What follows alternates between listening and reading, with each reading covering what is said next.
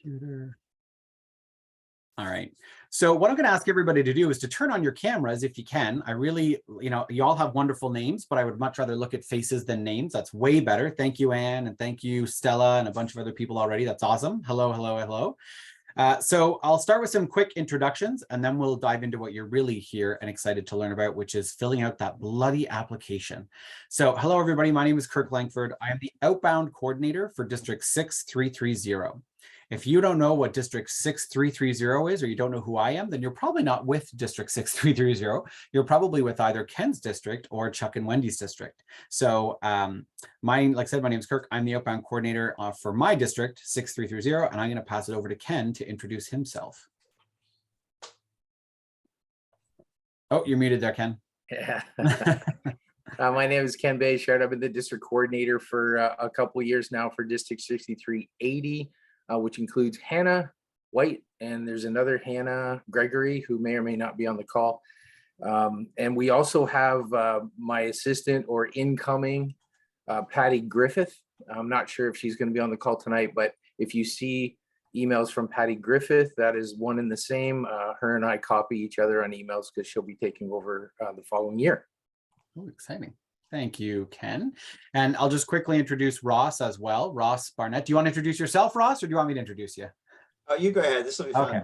So Ross Barnett is the district chair. And what that means is that he is the chair of the Youth Exchange Committee for District 6330. So in simple terms, he's my boss when it comes to this very high paid volunteer position. So he oversees the program for our district. In Ken's district, 6380, you also have a district chair. Every district has a chair. Yours is Gabriel Naranjo.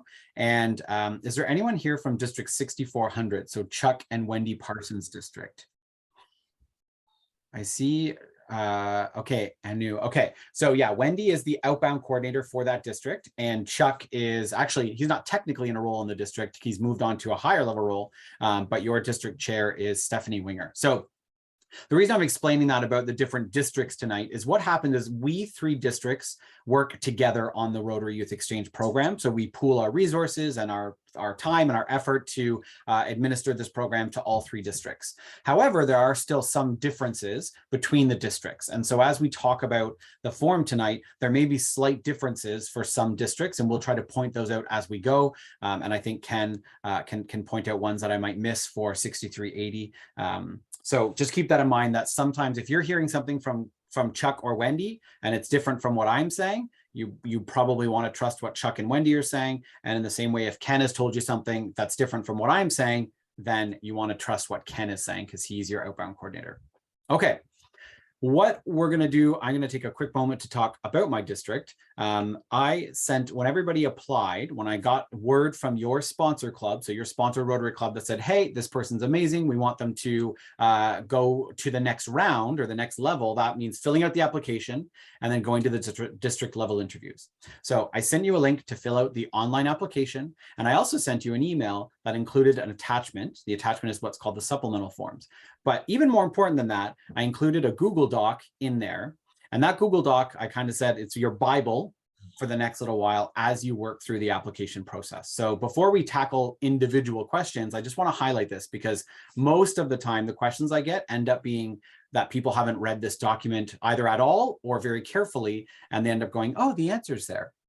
So if you've wondered where Ross's address is, because you're supposed to put that on the form, if you're wondering, do I need to put this in capitals or who do I get to sign that? It's probably in the supplemental, or sorry, probably in this Google Doc. So what I'm going to quickly do is share my screen so that I can show you what this looks like.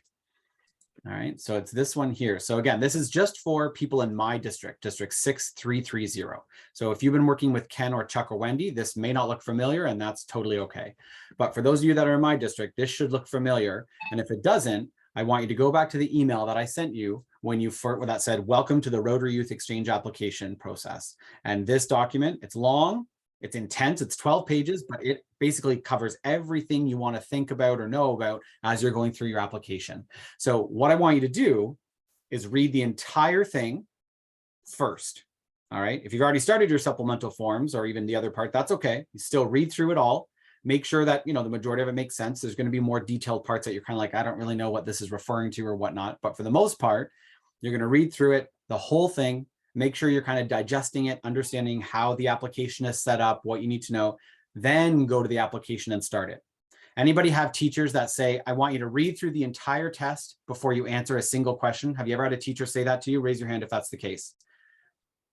There's a reason they say that, because they want you to pay attention to everything before you just start diving into the answers. And this is the same thing.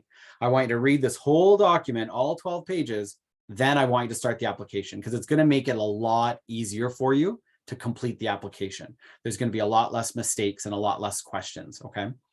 And the reason this is so long is because it is a very detail-oriented application, and we do have to get it right. If we're sending stuff back to you saying this needs to be changed to a capital, and this phone number needs to have a +1 area code in front of it, and this person needs to have their WhatsApp number included, we're not doing it to be jerks. I didn't, roll the dice and say, I want Emma to hate me, so I'm going to send her this email with all these things that she has to fix. It's because I take the application when you're done with it, and when I approve it, and I pass it on to the next level of Rotary Youth Exchange. And if they find stuff they don't like about it, things like errors or parts that are missing or incomplete, as you can guess, they send it back to me and they make me get it corrected by you. So I would rather send it to them with no mistakes or no corrections or no errors to be made, because it makes the process go smoother for everybody. So if you notice the email that comes back from me when you first submit your application, I know Sylvia's had that. I know Josh has had that. You might have thought, God, this guy is like so picky about stuff. What the heck? It's simply because if I'm not picky, then stuff's going to get past me, and then they're going to catch it at the next level and then send it right back to us. And I don't want to hold anybody back because of that. All right. So this document is really important for that. Okay. I'm going to stop sharing now. And what the purpose of tonight is meant to be an application help session. So what I'm going to do now is I'm going to open the floor to your questions. So any questions you have about any part of the application, the online part of the application, the supplemental forms, questions about your visa, or sorry, your passport, birth certificate, your academic records, anything you want to ask us about the application, go for it. If you, for whatever reason, don't want to say it out loud, you can put it in the chat. If for whatever reason you don't want anyone to know it's your question, you can put it as a private chat to me, and I won't say who it's from. But if you have a question, I really recommend that you ask it, because first of all, you want to get answers, and that's why you're here. But second of all, probably someone else has that same question or a similar question. So you asking that question is going to make sure that everybody gets that advice, okay? The last thing I'm going to say is I do look to the students to take the lead on this stuff. Okay, I don't want to hear too much from moms and dads and parents and guardians. I appreciate that you're here and supportive, but you're about to send your son or daughter away on a year-long exchange. So I really want to hear from them, because I want to know that they can ask me a question in English comfortably, because they're going to have to do it in Portuguese or Japanese or German a year from now. All right. So I really want to hear from the students tonight as much as possible. Okay, so with that, I'm going to stop talking and I'm going to open the floor to you folks. You can raise your hand, pop a question in the chat, unmute yourself, whatever you want to do. And just let me know what your questions are. So I see Anu, you got thumbs up. Are you meaning to do thumbs up or raise hand? You got a question? Okay, go ahead and unmute yourself and you can ask your question. Good evening. I'm sorry, this is not Anu. Anu is not available at this time. That's okay. And he couldn't just like miss it today. Anyway, I'm his mom, and I do have tons of questions. We already got supplemental forms and all of those documents, but I need some clarifications. Though we are from District 6400. Yep. Some of them I already sent email. It's just because I've not yet received the responses yet. So my first question would be for a foreign-born student or candidate. Yep. He has a foreign birth certificate. Yep. I don't think we are supposed to order for or request for Ontario birth certificate. That's right. So you'll want to get a birth certificate from whatever his country of origin is. Yeah, wherever he was born. That's right. Okay, so we have that, and it details the parents' names. Okay. Wonderful. Good. Yep, that should be fine then. Yep. Would be the visit to the doctor requires a TB test, right? Yes, correct. Yep. Okay. So for the country where we come from, children are given BCG vaccine right after birth, probably the first week. I have record of that. So if he does the TB test, it's going to be positive because he already has that in his blood. not Okay. because he's been sick. So the doctor said we can do a chest x-ray for that she won't do the test because he already had it in his blood, you know. So I want to confirm the chest x-ray report, would it suffice? There's a room for explaining why, you know, if the person has taken BCG or something like that. Yeah. BCG is a vaccine against TB. Yeah, so that's a great question. So I'm going to say we'll probably want to double check with our three districts are part of a large organization that's called Central States Rotary Youth Exchange. It's about 20 districts in the US and Canada that work together on youth exchange. There's an outbound coordinator at that level. We'll probably need to double check with her on that. But what I'm going to say before, just without double checking, but just off the bat, if you have that documentation of that BCG, I think you said, then I would include that with the application. And what I would do is if you can get your doctor to write a letter explaining that situation, because if you just try to fit that in the little area below, I think it's going to be very hard to read and not very legible. So I would have your doctor explain what that situation is, say, you know, this is what happened. And so this is what the doctor is recommending, kind of thing. I think that letter from the doctor would probably be sufficient. But without conferring with our outbound coordinator at Central States, I can't guarantee, but I would think that's the best course of action, is to ask them for a letter saying, can you detail why you wouldn't recommend doing the test because I'll test positive, or you know, we're going to do the test, but it's going to be positive, and here's why. If you have a letter from the doctor, that should take care of that. Okay, yeah, she agreed. She said she was going to do the report right after the chest x-ray comes out, because that's the way to show that there's no yes. Yeah, she agreed to do that.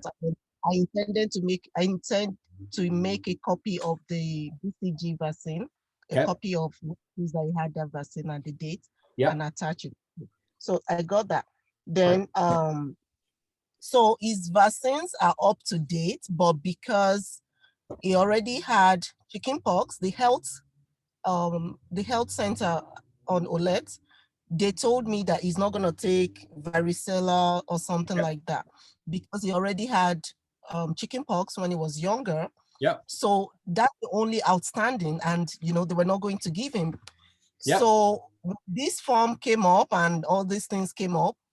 I realized that that's one of the vaccines I'm supposed to take. So I explained to our family doctor as well. And she said, because it's already in his blood, because we already talked about this earlier on, I wanted to understand why they were not going to give him that particular vaccine. So they said, because he already had it. And I have the date and I have records of when he had it. So I put that in the form as well. But that vaccine would be blank, like not applicable, just because he has that also. Okay, then. Yeah, so for varicella, just to clarify for anybody else listening, so for varicella, which is the chickenpox and shingles, she's going to leave that blank because her son doesn't have it. She's going to not leave it blank, sorry. She's going to put NA in those boxes, okay? And then in the additional comments, so I'm going to quickly share my screen here so that everybody can see what I'm talking about. And this is related to the supplemental form. So for, I believe it's Hannah, from Ken's district. This won't look familiar to you yet because you won't have this yet. All right. So don't panic if you're looking at it going, what the heck is he bringing up right now? So what that means is here, okay, and this is on page 2 of the medical history and examination portion. So she's going to leave these with NA, NA, NA, NA. And here under additional comments, that's where she can put the information saying, you know, and this should be the doctor putting it, of course, the doctor saying that, you know, because the patient already contracted it, you know, we're not going to administer this vaccine. Okay. Okay, then the last but not the least is I just need the details of the YEO and the president for District 6400, so we can fill that in.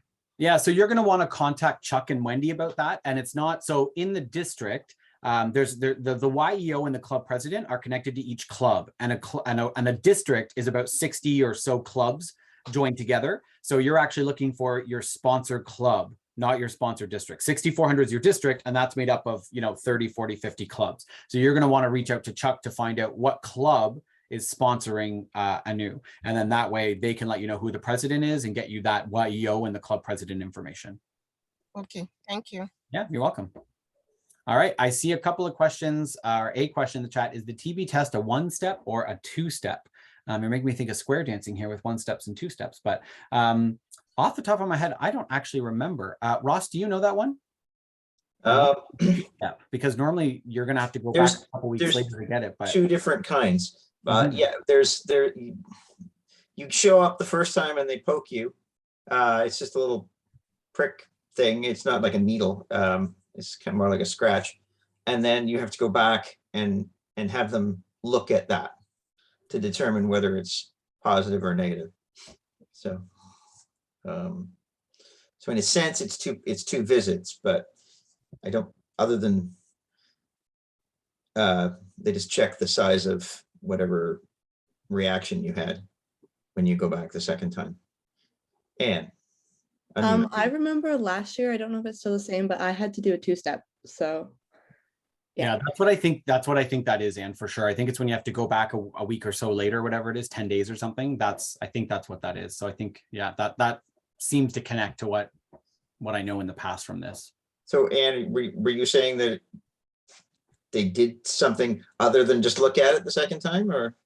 no, they did the thing where like they did an injection into my arm or something like that. And then I had to go back later and they checked the size of the bump and stuff. And I Yeah. remember that was called a 2-step test. Perfect. Right. I remember Okay. I had to take it a 2-step. So Yeah. I had to do that at the start of COVID because I was on a plane with somebody who had TB. Awesome. All right. I see another question that just came in. Do you have any more information about the parent and student letters? Yeah, I sure do, actually. Let me share that with you. That's a fun little bit. I'm going to share my screen for a quick minute, and then I'm going to turn my screen off so that we can chat about the letters. So what I'm first going to show you is what you guys see when you're filling in your application, right? So when you're filling it in, you get to the portion about the letter, and you see this. It's got this whole list of questions, whole bunch of stuff to work with. Okay. And then it does the same thing when it comes to your parents. Not quite as many, but it gives them a few questions as a prompt. Okay. So that's kind of what you're starting with. What you want to do from there is think about those questions, but this is not a short answer test. All right. The letter is not meant to be question, answer, question, answer. It needs to be a letter. It needs to flow. And on top of that, you want to think of it this way. This letter in this application is going to be sent to your host country. So your host family, your host district, and your host club. And they're going to be making decisions about whether they want to host you and whether they think you're a good fit for their club and whether they're a good fit with you based on what they see in this application. So what that all means is this letter acts as a first impression. And so you want to make it a good first impression. So it asks about, what's a typical day at school like? But imagine this.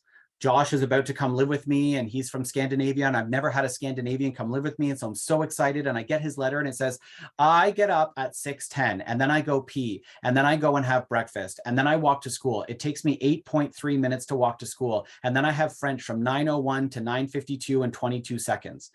You get the idea. It gets boring really fast. So yes, it asks, what's a typical school day like?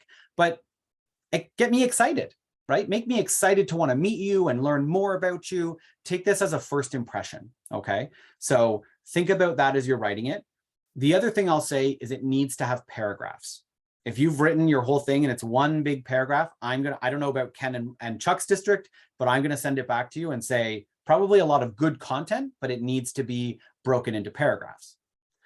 The other important thing I'll say is that you've got to remember that mostly non-native English speakers are going to be reading this letter. So yes, you're trying to have a good first impression and you're trying to make it exciting and cool and show that you're this awesome person, but you also want to keep it simple so that they can understand it. So you don't want to use an expression, that they're not going to understand. You talk about kicking the can and they're thinking like, why do they kick cans in Canada? You want to think about, is this an expression that they may not understand in another language? Someone in one of the letters I was reading recently talked about vibing. I really vibe with this. That's a pretty new, pretty recent expression. So you might even ask yourself, if I showed this to my mom and dad, and maybe you will show it to your mom and dad and say, what do you think? And if they go, what does this mean? That probably means that if they're a native English speaker and they don't understand, someone speaking another language is not probably going to understand. So try to avoid too much slang. Doesn't mean it has to be perfectly prim and proper. It can still be fun, but imagine slang being a little bit difficult for people who are not native English speakers to understand. So that's what I'm going to say. There is a 5,000 character limit. And the way you can check that, I know it's kind of frustrating that they don't just have it automatically there to show you how much room you have, but what you can do is you can take your letter, copy the text, open a Word doc and paste it into that Word doc, and it will show you, okay, how many characters you have. And if it's 5,000 characters or more, your letter's just going to be cut off. So make sure that it's less than that. I mean, when we review your application, like Ken and me and Chuck and Wendy, we'll let you know. We'll say, hey, by the way, it got cut off at this point. You need to slim it back a little bit. But just to save yourself that trouble, just keep it kind of within that 5,000 character range right from the get-go. Okay. Any other questions about the parent or student letters? Or do Ken or Ross want to add anything?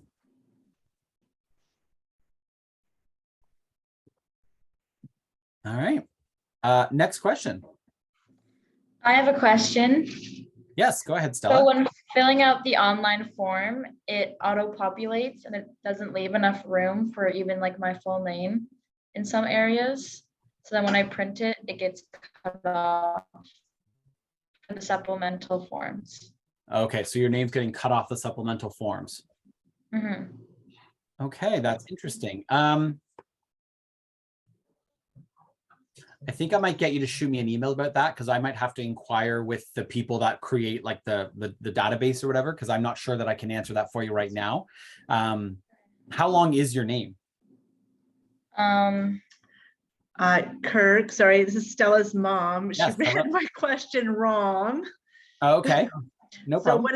what is happening is when the spots that we're supposed to sign, it auto-populates our name from previous sections. Oh, in the signature field or just The in the name signature field, yeah, it's auto-populating automatically. Oh, well, that's not fun. Well, what I'm going to say we can do there, I believe your mom's name is Ruby. Is that right, Stella? It's Yolanda. Yolanda. Okay, I don't know where I pulled Ruby from, but I thought I saw Ruby at some point as a sign-in name. So there we go. Yeah.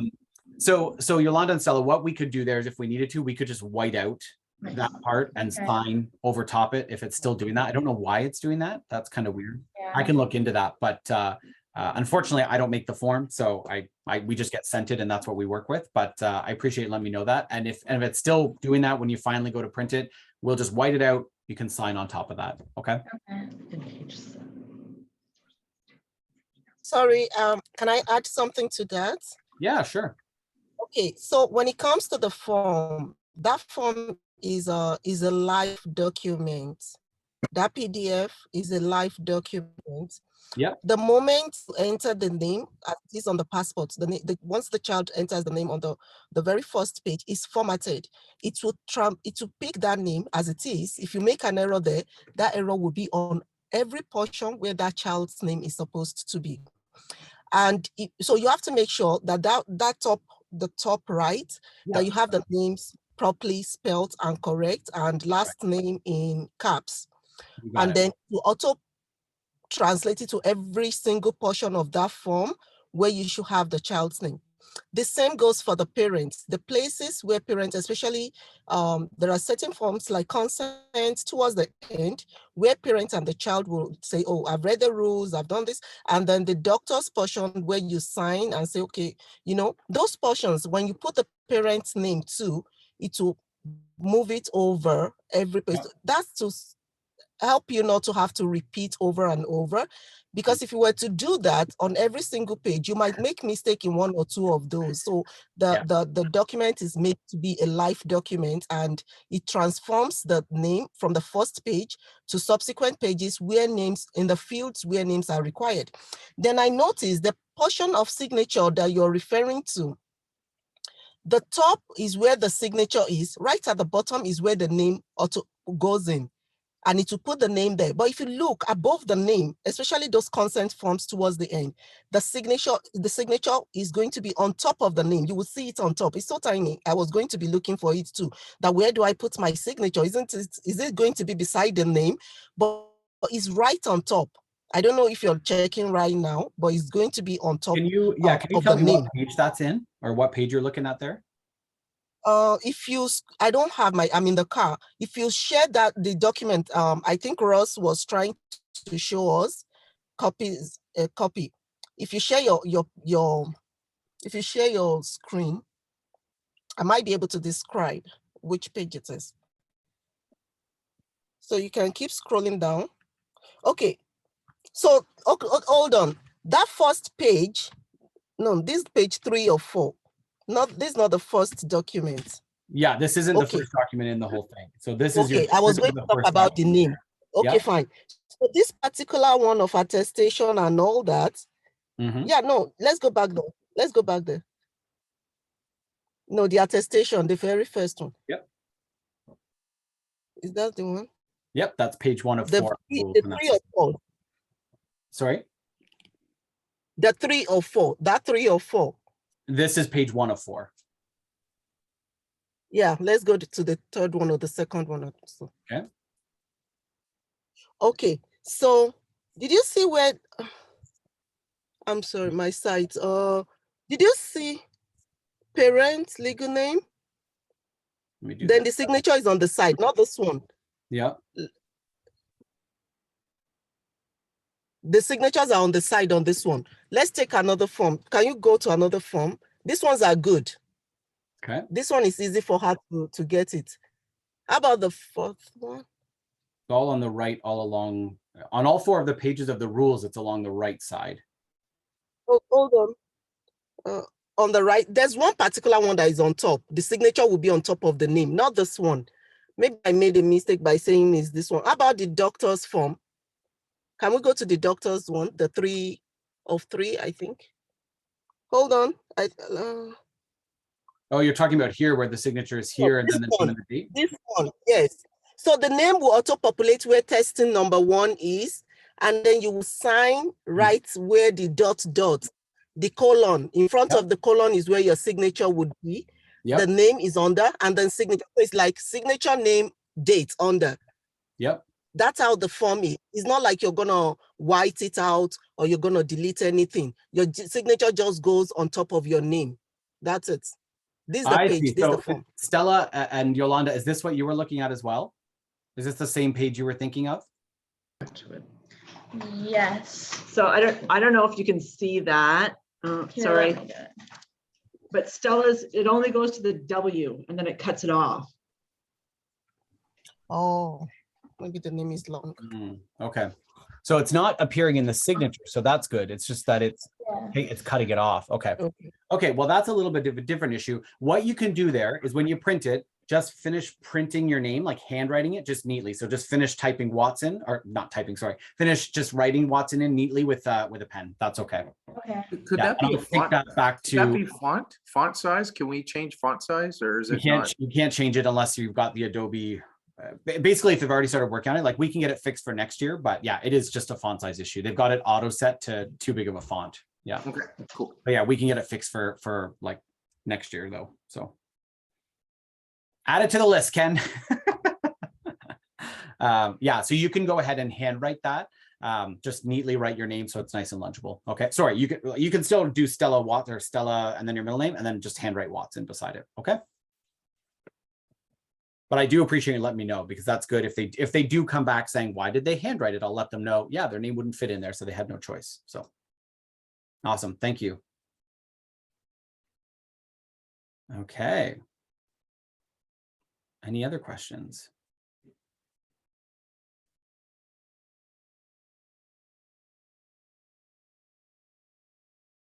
No? All right. Well, I'll take a minute then, since we're all still here. What I'm going to do is I'll take a minute to explain how to do the supplemental forms. So for those of you that are already working on them, you probably got this and you read the instructions and you're good. But for those of you that haven't, this could be helpful to you. Or those that have, this still could be helpful to you if you're getting a little bit confused. People tend to get confused with how to do the supplemental documents. But here's what you want to keep in mind. At the end of everything, you want 2 original copies of the supplemental documents. And by original, I mean the signatures on them are original. So no photocopied signatures. So what I would recommend is this. For the supplemental documents, and that's the ones that you fill out as a PDF. So you're looking at the medical, it's the dental, it's section E, which is called this endorsement sponsor club, and it's the rules and attestations, which is section G. So it's those 4 sections. It's the 12-page document. Fill out as much as you can on screen, right? Go into the PDF and type in as much as you can. So type in your name and your district and every piece that you can fill it out. That's great. Okay. And then when that particular part of the form, so say you're working on, let's actually break this down into sections. So let me share my screen here. So you're working on, we'll start with something a bit easier than the medical because the medical is a bit tricky, but let's start with the dental. So you fill out all the pieces on here that you can. I mean, you know your date of birth, right? You can figure that out. You can put your gender, you can put your address, most of this you can fill out. Really, the only things you can't fill out before you go to the dentist is the questions that the dentist has to answer. Okay, so fill out everything that you can, all of these fields by typing them. All right. You can even type in the dentist's name. You can type in their address, phone number, and fax. Okay, you can type all that in. Of course, you can't sign it for them, but you can do the rest of it. Okay, and then you print a copy. Okay, and then you take it to the dentist and you get them to fill it out.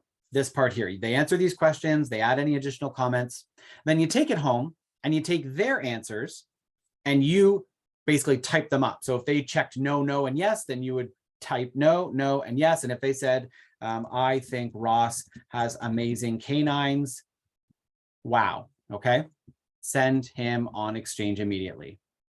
Okay, there, you take the doctor's or the dentist's notes and you type them up so they're nice and neat, because as we know, many dentists and doctors don't have that need of writing. Then once everything from the dentist is typed up, okay, you go and you print 2 copies of this. Okay, so you print 2 original copies. Then you take those 2 copies and you bring them to the dentist and you say, hey, I typed out what you had written just so it's super legible. Can you please sign these 2 copies? And your dentist is going to sign on each original copy with their signature and the date. So you're going to have 2, that's what I mean by 2 original copies. Each copy has a signature that the dentist wrote themselves. It wasn't, I did 1 copy and then I photocopied the other one. Put your thumbs up if that makes sense so far.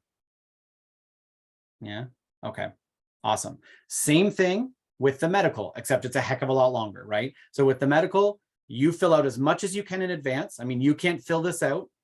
Sorry, you could fill out part of this. You know if you've had allergies, you know if you've had some of this, so you could check some yeses and nos based on what you know. If you don't necessarily know, leave those parts blank. Okay, but if you know, for example, that, hey, I have diabetes, you know, okay, put a yes, because your doctor is probably going to check yes as well when they examine you. Okay. Same with this one. You could do yes or no's if you know some of that, but generally speaking, you'll leave that blank so the doctor can do it. All right. Then on this page, okay, if you had some of these diseases or these illnesses, you can fill that out as well, when you had it and what it was. Some of this you won't know, and that's why you're going to the doctor. And then you can complete your medical records as well. And then if you have access to your immunization records or your vaccinations, you can fill that out in advance, and then they can just verify that the dates and times, everything, or the dates are all correct. Okay. And then again, you know, you're going to take it to them. Sorry. So let me go to the 3rd page first before I jump ahead. Then will you be bringing any prescribed medication? Again, you can fill that out as long as you know the details of it. If you don't know the details, don't fill it out, but just make a note to remind your doctor, like, hey, what's that pill that I take every day? You know, help me fill out what that looks like. And then this part is the part that you will not be able to fill out in advance. You will not be able to fill out this because that should be done when you go to the doctor. This whole section here. Okay. On these supplemental forms, we're really big on saying every single field, box, anything has to be filled in. If it doesn't apply to you, you don't leave it blank, you put NA, right? The one exception to that is if your doctor doesn't do a rectal exam, and if they don't do a genitalia exam, don't put yes and don't put no, okay? Because it's neither, they just leave it blank. You don't check that one.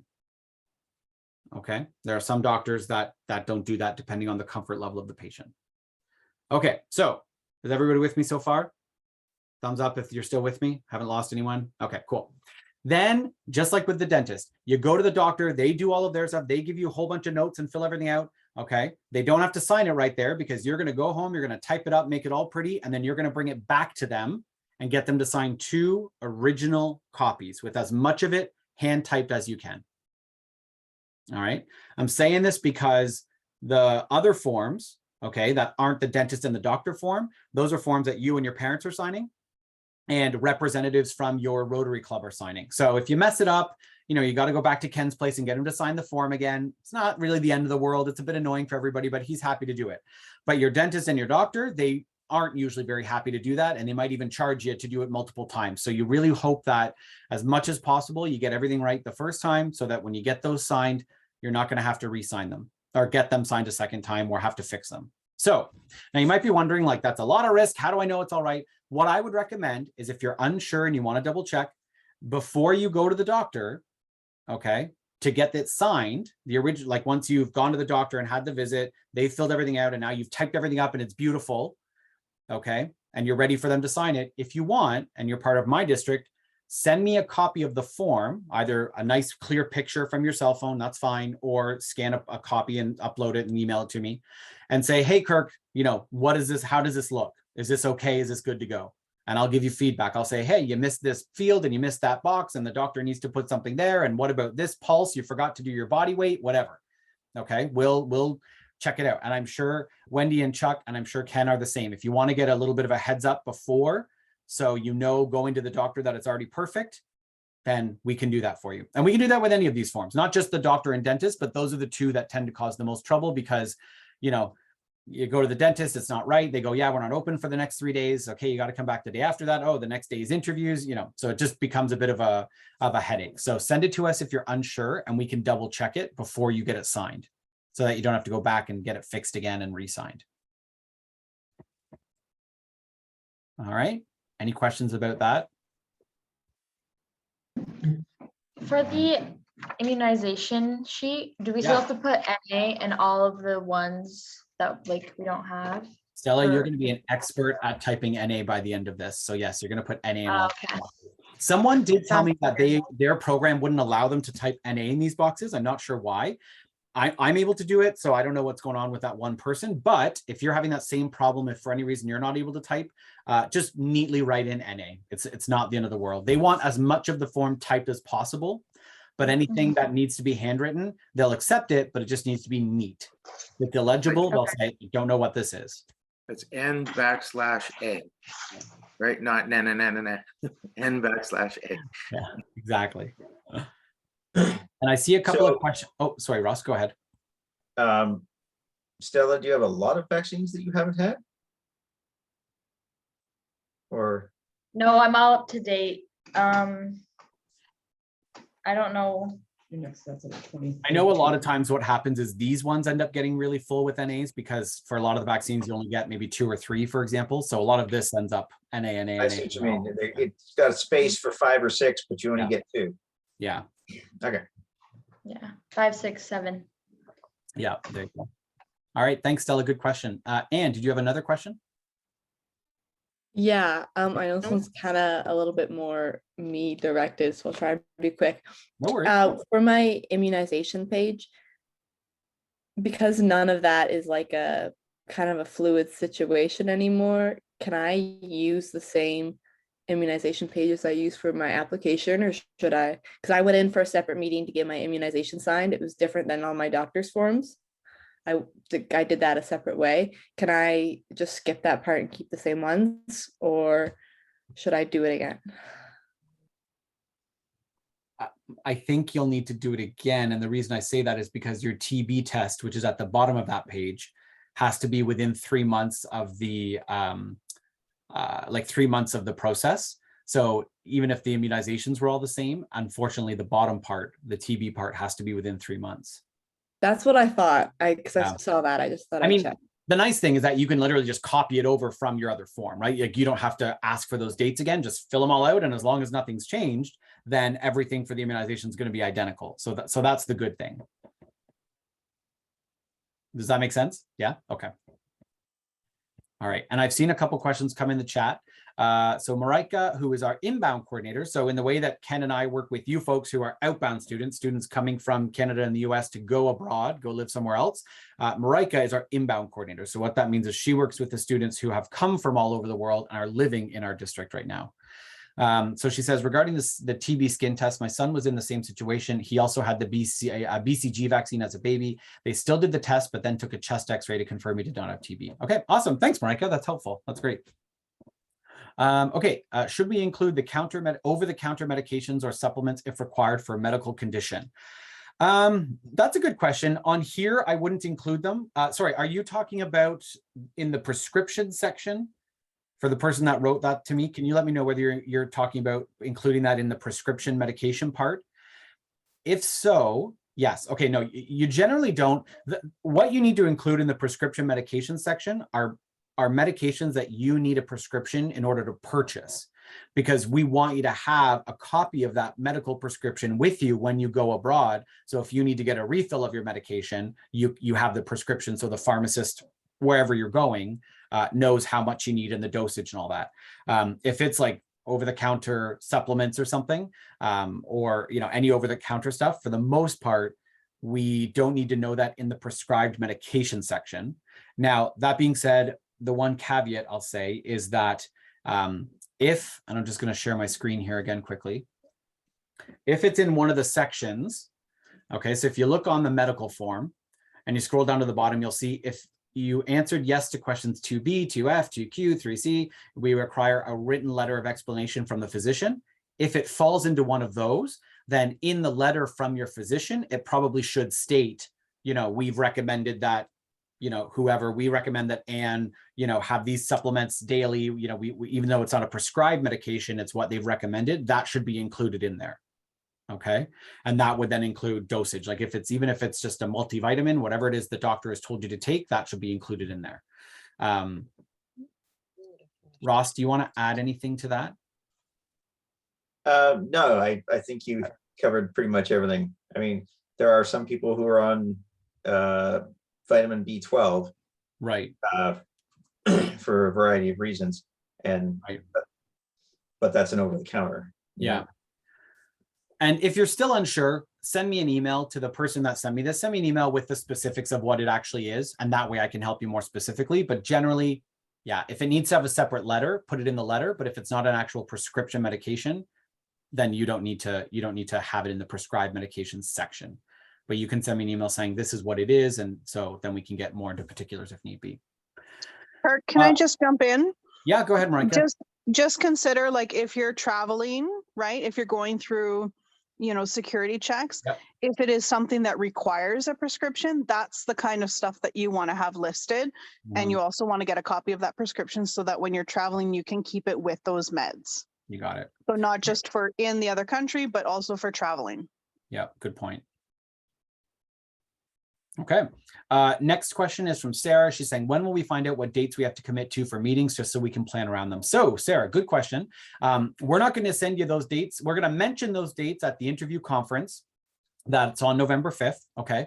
But then we'll send you an email after that to say, here's kind of a recap of the information that we're sending you. And it will say, if you're selected, here are the dates that you need to set aside. So it's going to be a weekend in March, a weekend in April, and a weekend in July. And then it's going to be one weeknight, I should say, in January, February, May and June. So basically 3 in-person weekend-long conferences. And in the months where we don't have a weekend-long conference, we'll do a Zoom, like 1.5 hour Zoom meeting to do some training that way. And you'll be required to attend all of those. And we'll send out those dates after the interview. I think they get them at the interview, don't they? Yeah, we mention them at the interview, but then in the email that we send as a follow-up, they're included in that. Yeah. Yeah, part of the initial speech. Okay. Good questions. Keep them coming. Following up on that, you said something for November 5th? Yes. What is November? November 5th is the interview conference where we're going to be interviewing all of you folks here, all of you candidates and your parents or guardians to make sure that you're a good fit for the program. And assuming you pass that, you'll then move and be officially accepted into the program. Is she Okay, maybe in the where States that she's going on the 12th? No, so I have an announcement about that, but I'll hold off. So we're sending out information. Kadra, you need to talk to your mom about the email that I sent you that has all of that info in it. It's got November 5th and that more info is coming. So make sure you share that with your mom. That was in the same letter that has the supplemental forms in it. You'll see that there's information in there about it. Okay. Kadra, thumbs up if that's cool. Okay, perfect. Yeah, forward that to your mom. It's November 5th.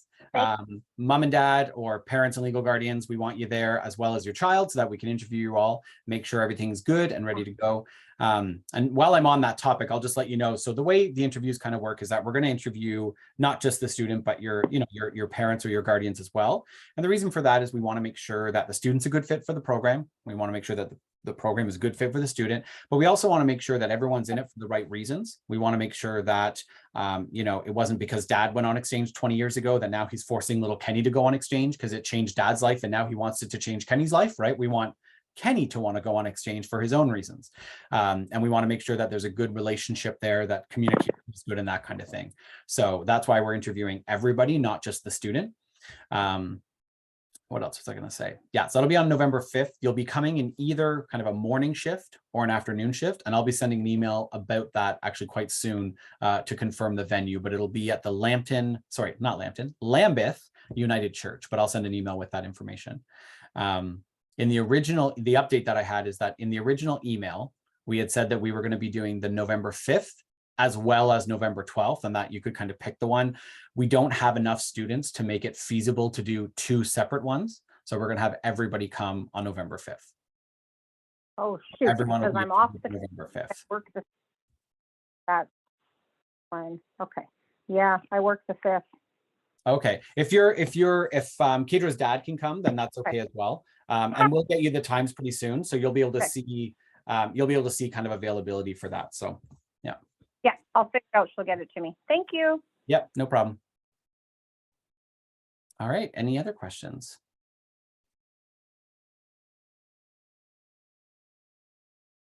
Kedra looks shockingly embarrassed here.